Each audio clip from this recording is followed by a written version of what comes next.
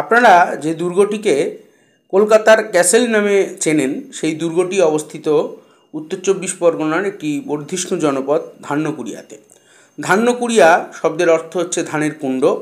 ধানের কুণ্ড থেকে ধান্যকুড়িয়া এসছে, তাতে বোঝা যায় যে এই অঞ্চলটি একদা কৃষি প্রধান একটি অঞ্চল ছিল। ধান উৎপাদনে এই অঞ্চলের একটি বিশেষ জায়গা ছিল। ধান্যকুড়িয়ার সবচেয়ে প্রাচীন বাসিন্দা, অর্থাৎ যার হাত ধরে এই জনপদের সূচনা হয়, তার নাম জগন্নাথ মণ্ডল। বাংলায় যখন বর্গী হাঙ্গামা হচ্ছিল, সেই বর্গী হাঙ্গামার সময় জগন্নাথ মণ্ডল তিনি নদিয়া থেকে এই মাটিয়ার এই চত্বরে, অর্থাৎ আজকে যেটি ধান্যকুড়িয়া, সেখানে এসে বসবাস করেন।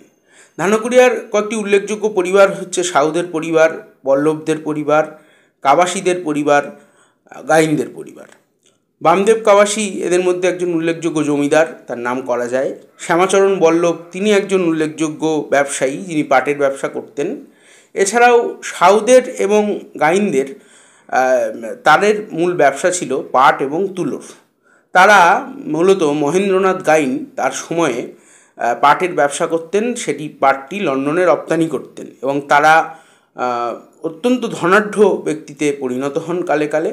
এই মহেন্দ্রনাথ গাইনের তৈরি করাই আজকের গাইন গার্ডেন, যেটিকে আপনারা কলকাতার ক্যাসেল বলে চেনেন, সেটি আসলে ইংরেজ এবং ফরাসি স্থাপত্যের মিক্সচার একটি স্থাপত্য। তো ধান্যকুড়িয়া একটি অত্যন্ত প্রাচীন জনপদ, এখানকার দুর্গাপুজো অত্যন্ত বিখ্যাত এবং আপনারা চাইলে ধান্যকুড়িয়া আসতে পারেন। এর পার্শ্ববর্তী গ্রাম হচ্ছে মাটিয়া। এছাড়াও এখান থেকে দর্শনীয় স্থান হচ্ছে কচুয়া, যেটি যোগী লোকনাথের জন্মস্থান হিসাবে পরিচিত।